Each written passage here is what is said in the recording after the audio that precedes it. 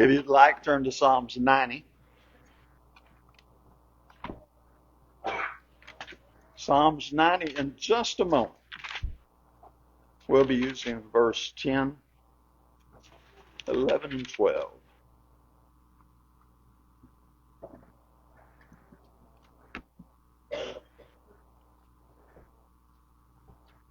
I'm sure you've heard a long time ago the old country song that said, "Life's a dance, you learn as you go." And that is life. I think that is a really good description of life. It is something we learn as it unfolds and we go on our way. And our time is very limited. That is where Psalms 90 comes into play, where he writes, "As for the days of our life, they contain 70 years. Or if in due strength 80 years, yet their pride is but labor and sorrow. For soon it is gone, and we fly away. Who understands the power of your anger and the fury according to the fear that is due you? So teach us to number our days, so that we may present to you a heart of wisdom." And so we go through time and we let it make us or we let it break us. That is our individual choice. It is our mindset approach to how we work with life. And I'm going to encourage you to embrace it and live it with gusto. And by gusto, I mean, of course, with that fervor and that enthusiasm that God would have us live it, because this life is a gift. And we all know it's a gift, and we all want it to persist, that we might enjoy it for many, many more years.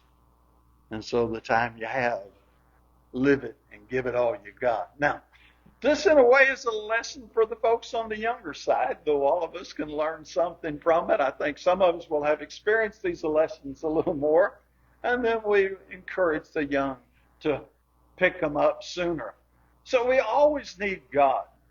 And overconfident pride is probably one of the biggest challenges we run into. Now, there are problems. We have our youthful years where we do some things we didn't think through so well and maybe be a little reckless. But those we know we're wrong. And we hope not to get caught in the process of it, especially Mama not catching us, if you know what I mean, and how that went, at least back in the 60s. But I think the bigger danger is getting on into life and getting through the rough times and you're into what I'm going to call the smoother stages of life. Now, there's still a lot of responsibility, but you start to think, I got this. I can do this on my own, and I don't need God. And once we start getting that kind of overconfident pride, life will teach us that, no, we're wrong. We absolutely need God. James 4:7-8 would tell us to draw near to God. And that is what we want to start doing as young as we can, is to seek out God and His Word and His wisdom and to follow the map of His Word as we travel our lives upward. We're dependent on Him for the sun and the rain and everything in between. And if you'll contemplate what all the sun and the rain brings into your life, you'll understand how greatly indebted to God you are. If He took away His sun and His rain, we would not be here much longer after that gift was removed. So life is training in cooperation with God, the events of life, and learning to run the obstacle course of life with the greatest wisdom you can muster. And you run it best when you understand that you always need God. There's never a time you outgrow God. Number two, it's not about you.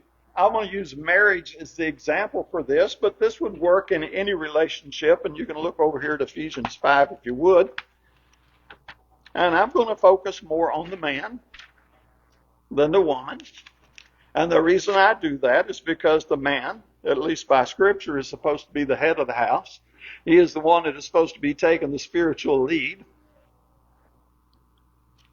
And then the woman follows along that lead. And so we see that the husband, I'm looking at verse 25, Ephesians 5:25. Husbands, love your wives just as Christ also loved the church and gave Himself up for her. And then it's to bless her so that He may sanctify her. And so on and so forth. Verse 28, husbands ought to love their own wives as their own bodies. Who loves his own wife loves himself. When we enter into a marriage and any relationship, again, it's not about me. What can I get? What can I get? What can I get? It's really about how can we serve and how can we have Christ likeness, because marriage and other relationships are that opportunity to practice Christ likeness. I think sometimes we think the opportunity to practice Christ likeness is some invasive out there somewhere event that's going to pop up someday somewhere down the road. I really hadn't seen it yet. But the reality is it's in every encounter. And it's in those encounters that happen at home behind closed doors that nobody else sees that reveal really the depth of whether or not we're really getting to that level of Christ likeness. The way a wife treats her husband, respects him, reveals her dedication to really being Christian, and the way the husband cares for his wife, and the way the children honor their parents, and the way the parents raise their children in the nurture and admonition of the Lord, so on and so forth, and we just expand that out more and more. These are opportunities to practice the love of 1 Corinthians 13, 4 through 8. You know that classic definition of love. It's kind. It looks out for the good of other people. That's the love. And this is what we do, is we enter into relationships learning for opportunities to practice those things. And one of the greatest things I had been told, and I was told this when I was 20, and it made an impression. It's still in my head, so I guess that made an impression. A happy marriage is not about finding the right person. It is about being the right person. And that's not just in marriage, but that's just in any relationship.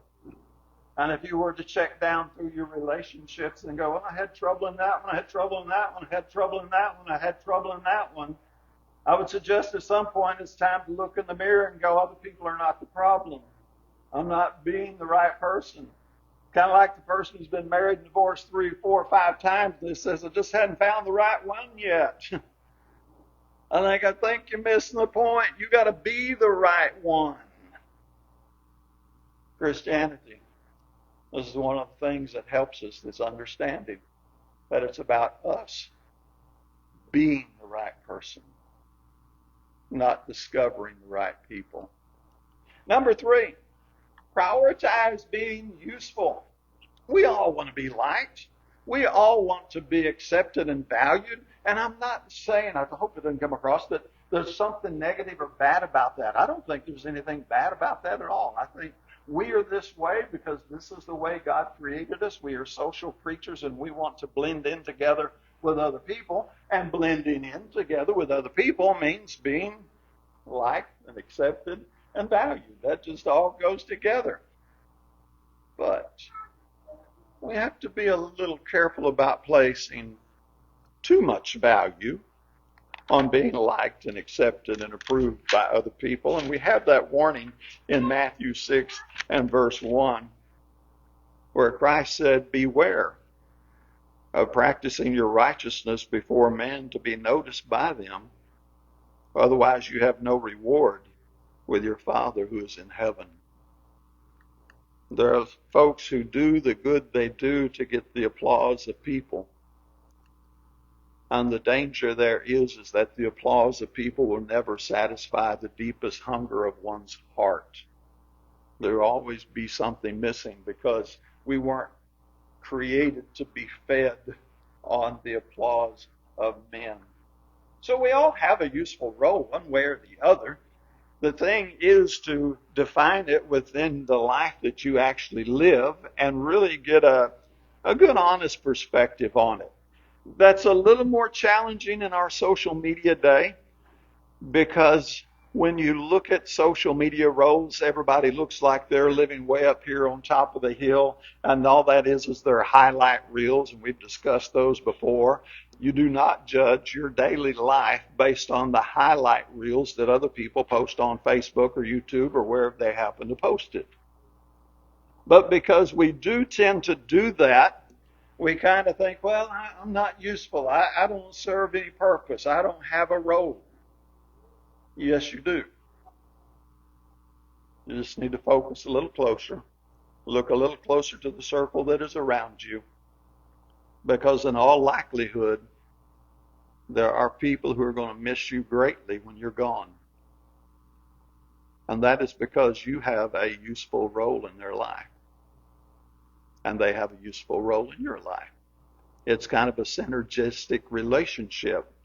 I know we say you scratch my back and I'll scratch yours. That sounds a little selfish. I don't know if that's selfish or not. We can work on that later.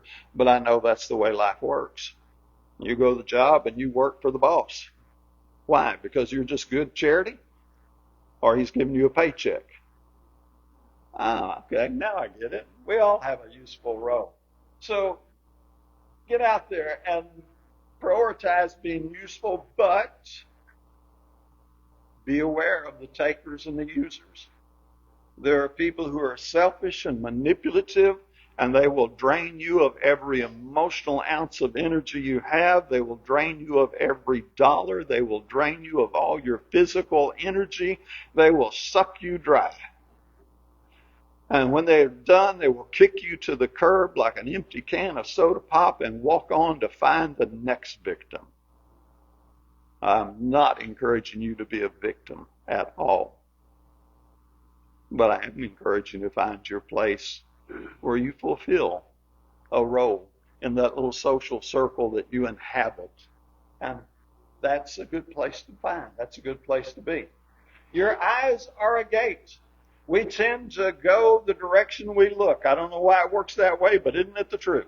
You tend to focus on something, you're going to gravitate that way. Some people a little quicker or slower, but that's the way it goes. Matthew 6:22 and 23, he says, the eye is the lamp of the body. So if your eye is clear, your whole body will be full of light. But if your light is bad, your eye is bad, the whole body will be full of darkness. If then the light that is in you is darkness, how great is that darkness? We have to be so careful about what we let in through our vision, because this is probably the primary avenue for input into our heart. So Psalm 101 and verse 3, he says, I will set nothing wicked before my eye. And so you don't sit and feast on it and look at it. If you see it and you're out and about and you see it, or you're scrolling across your Facebook and you see it, you can't really help that. But you do know how to scroll on, don't you?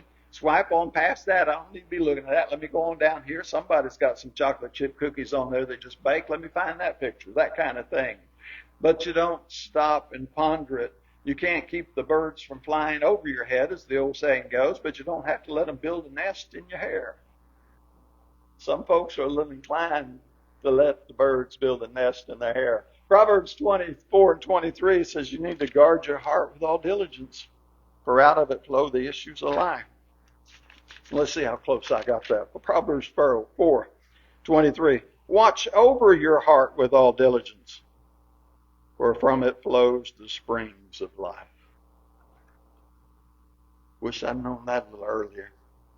Wish I'd kept some crazy ideas out of my head when I was 16, 20, 25. Christianity, number 5, it's not comfortable. It was never meant to be comfortable. Luke 9:23, he's going to tell us to take up our cross. He's going to tell us this is a tough path to travel. Luke 9:23. And he was saying to them all, if anyone wishes to come after me, he must deny himself, take up his cross daily and follow me. For whoever wishes to save his life will lose it.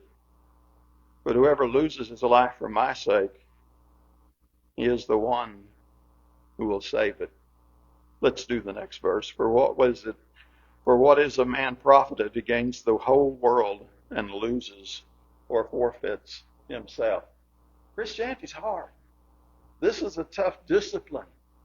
There are a lot of philosophies in the world that you could follow, and Christianity, done according to the Scripture, is the Navy SEALs version of it all. It's the Special Forces version of it all, if you do it according to the Scriptures. So we enlisted to fight the good fight.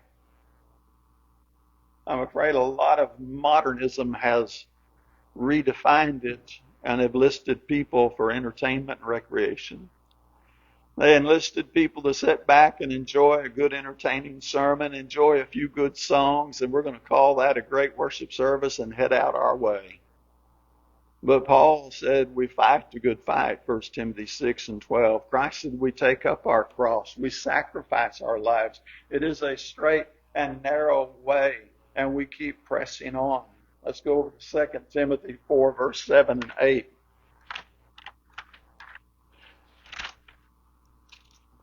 2 Timothy 4.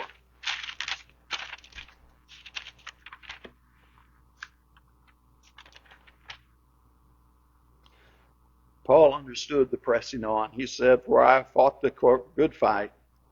I have finished the course. I have kept the faith. In the future there is laid up for me a crown of righteousness, which the Lord, the righteous judge, will award to me on that day. And not only to me, but also to all who have loved his appearing." Paul learned to fight, and he set us an example on how to fight.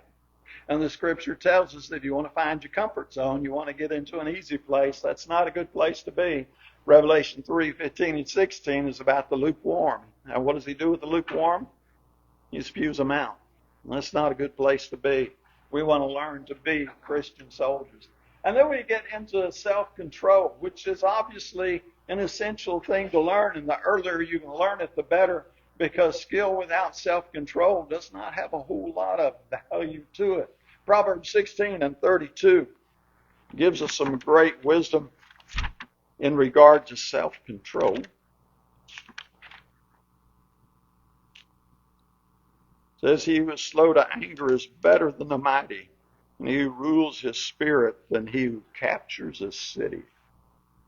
You want to be stronger than somebody who captures a city? There you go. Learn to discipline your body. Bring it into subjection, Paul would say, so that after he had taught other people, he himself would not be disqualified. So what we do is we get rid of the excuses and the victim mindset. That is so prevalent, not just in our culture. It has been in other cultures going back in history. But I think it's got a pretty good run right now. Well, it's not my fault. I didn't do it. Everybody else is at fault. The world didn't do me right. My parents didn't raise me right. My parents didn't say the right things to me. My teacher was mean to me. My boss is mean, and on and on and on it goes. And that never solves anything. Never. If that were the avenue to peace and inner joy, then everybody who wanted peace and inner joy would have it. The best avenue I know is to learn self-control. And that's a tough one. And you're not going to bat 1,000 on that one either. Understand that your friends do influence you. We're not above being influenced.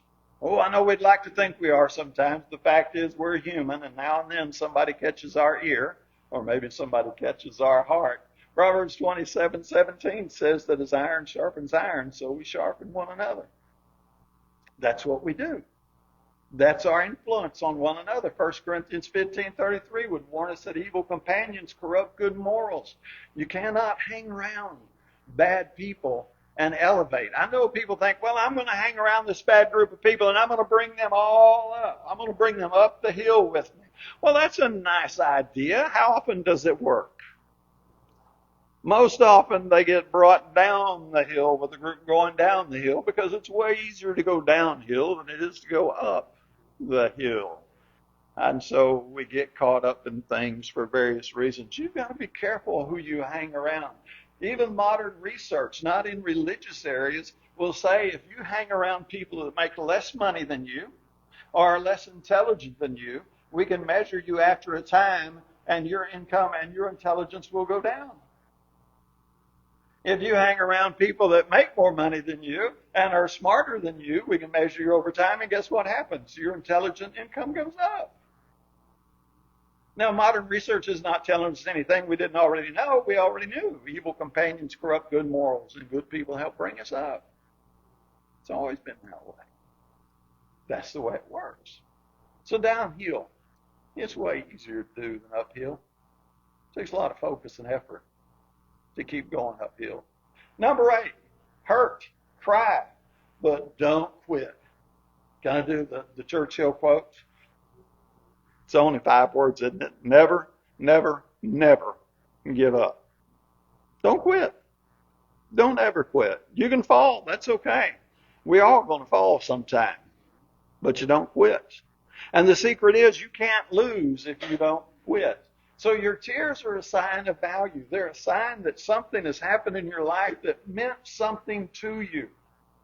Today, while this lesson was being delivered, while you're eating lunch, while you're taking a nap, people all around the world are going to pass away into eternity. Are you going to cry all afternoon? And I'm going to guess you're not, because those people were not in your life to bring value to your life. But let someone in your life who brings a value to your life pass away. Let a pet that you love pass away. And now you have tears.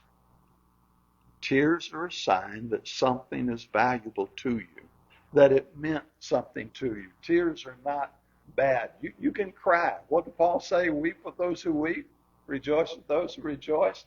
So pain is part of the struggle. You're just going to go through it. And if you start, I'm going to go to Psalms 42:5. If you start looking for a system that has no pain in it, no struggle in it, I'm looking for a way that's all sweet and smooth and easy,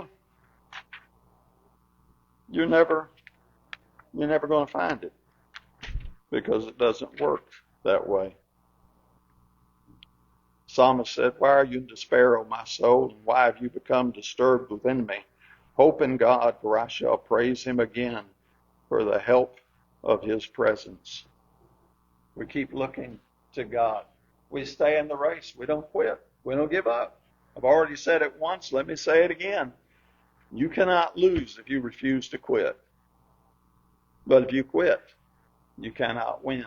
Revelation 2:10 says, "Be thou faithful unto death." That's the goal. That's the ideology here.